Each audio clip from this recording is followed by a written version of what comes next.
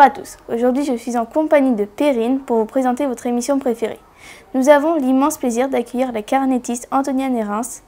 Nous allons la questionner sur l'écriture de ses carnets de voyage et la publication de son livre. Pouvez-vous vous présenter en quelques mots à nos croque-lecteurs? Bonjour, alors je m'appelle Antonia Nerens et je suis carnettiste, c'est-à-dire que je suis auteure, illustratrice de carnets de voyage. Pourriez-vous nous définir ce que c'est que d'être carnettiste? Alors, il y a plein de définitions possibles. Déjà, un carnet de voyage, il y a plein de façons de faire un carnet de voyage. Ça peut être un carnet de voyage en papier, c'est ce que moi j'ai l'habitude de réaliser, mais je connais des carnettistes qui font des carnets de voyage sonores avec que du son, des carnets de voyage en vidéo, comme vous êtes en train de tourner, des carnets de voyage en tissu avec de la broderie, un carnet tout brodé. J'ai même une amie qui réalise des carnets de voyage sous-marins. Elle descend dans les profondeurs des océans et elle fait des carnets de voyage en peignant avec de la peinture à l'huile sur de la toile en tissu. Et donc elle réalise des carnets sous-marins. Alors pour moi, le carnet de voyage, la définition que je lui donne, c'est l'école de la liberté. C'est un art métis qui mélange l'écriture et l'image. Donc l'image, ça peut être des collages de papier, des feuilles mortes, des matières, ça peut être du dessin aussi.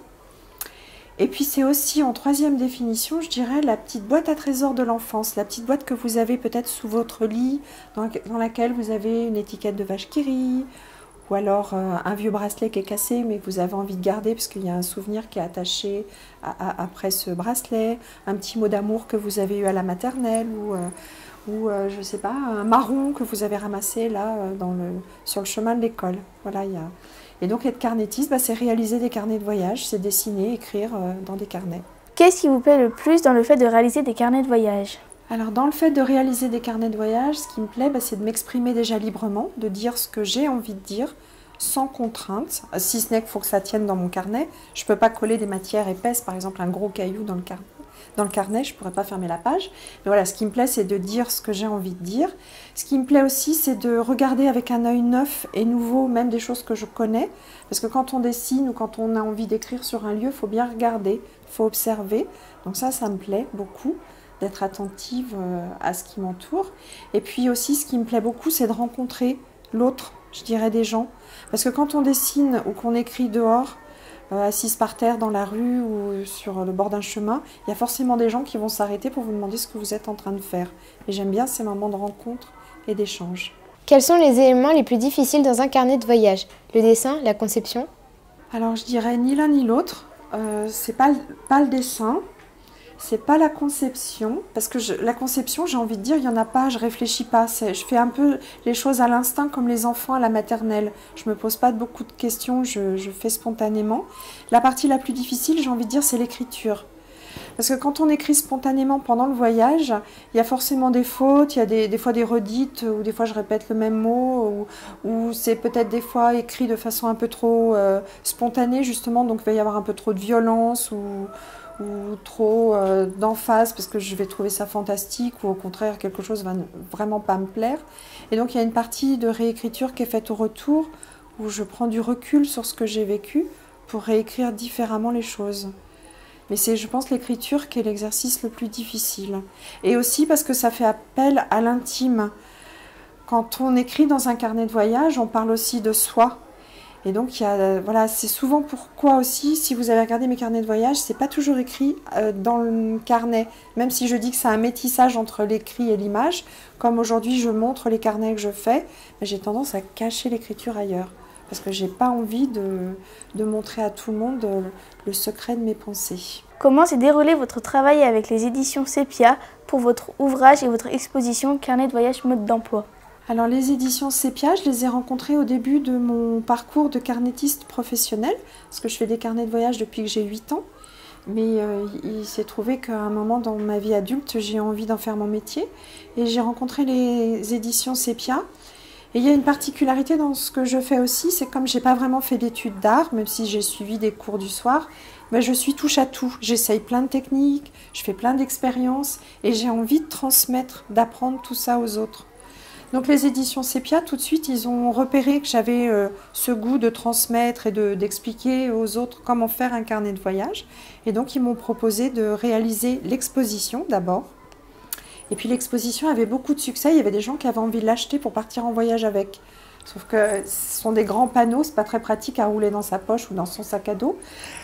Donc ensuite on a réalisé le livre. Voilà, c'est pour ça qu'il y a un petit livre et qu'il est volontairement tout petit pour être glissé dans le sac à dos pour l'avoir avec soi pendant le voyage. Vous avez écrit un roman intitulé Lettres de Guadeloupe. Pouvez-vous nous en parler? Alors Lettres de Guadeloupe, oui, je l'ai écrit il y a quelques années. En fait, il était écrit dans ma tête depuis longtemps déjà.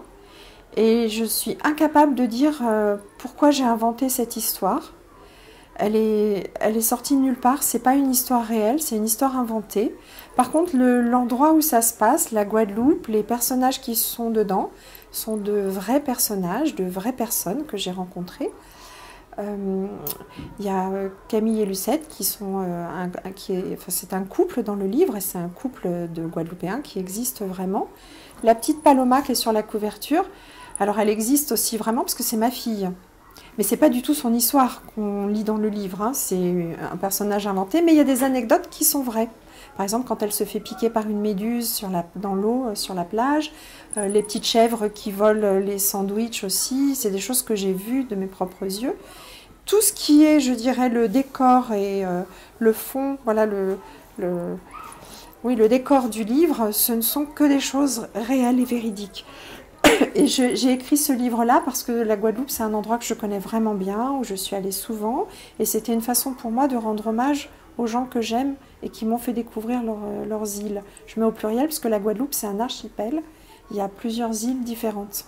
N'avez-vous pas l'envie d'écrire d'autres livres pour la jeunesse? Alors si, j'ai très envie. Et il y a plein d'histoires qui sont rangées là dans la petite boîte en haut et qu'il faut absolument que je déroule aussi sur du papier.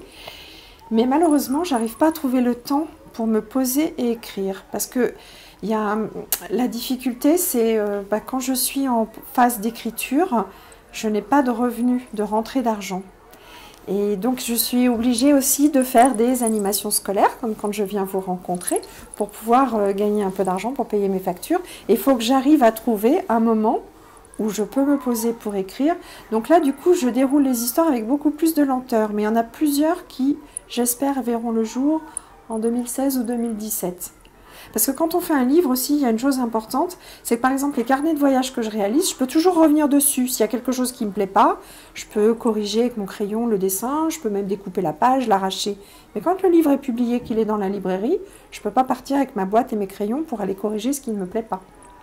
Donc il ne faut pas que je me rate. Donc je ne peux laisser partir un livre que s'il est vraiment bien fini comme je le souhaite. Pouvez-vous nous parler du collectif Les Carnétistes Tribulants avec lequel vous avez publié 3 ouvrages? Oui, alors les Carnétistes Tribulants, c'est un groupe de carnétistes.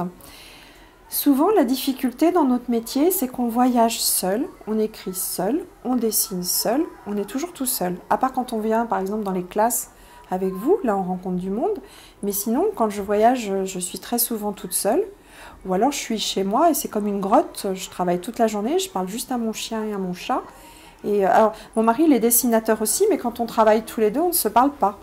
C'est tout juste si on ne s'envoie pas des SMS, parce que mon mari a l'habitude de travailler dans le silence, on travaille vraiment de façon isolée.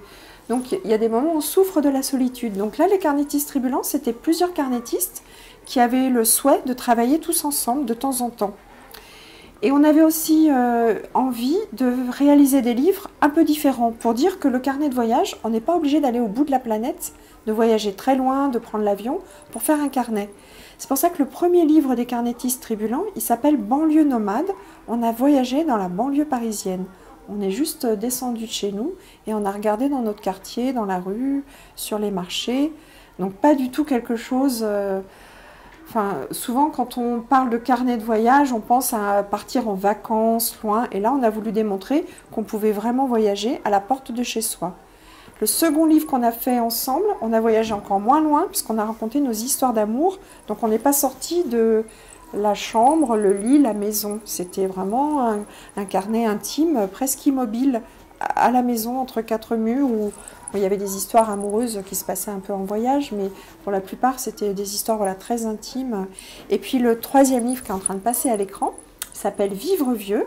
Là, on a fait un portrait de la France, alors en métropole et puis la France d'outre-mer, mais uniquement au travers de personnes âgées.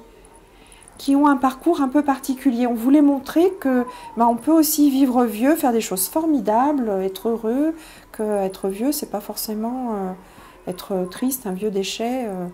Voilà, on avait peut-être aussi, parce que nous, on avance comme vous d'ailleurs, hein, vous serez aussi un jour de vieilles grand-mères et de vieux grands-pères, et vous voulez montrer que même âgé, on pouvait faire des choses formidables. Pouvez-vous nous parler de vos futurs projets?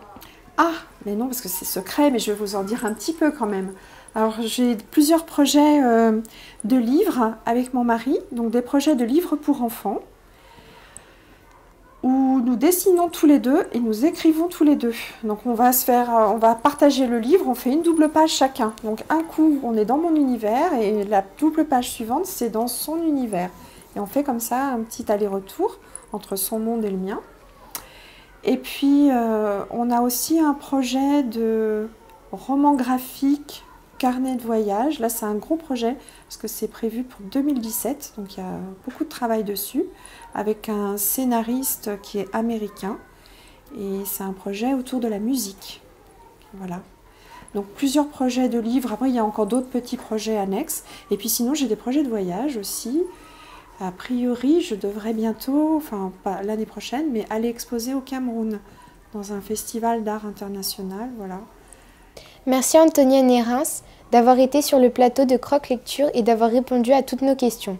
La semaine prochaine, vous retrouverez Maude en compagnie de nos chroniqueurs pour quelques nouveautés dont nous avons le secret. Allez, à bientôt les Croque Lecteurs!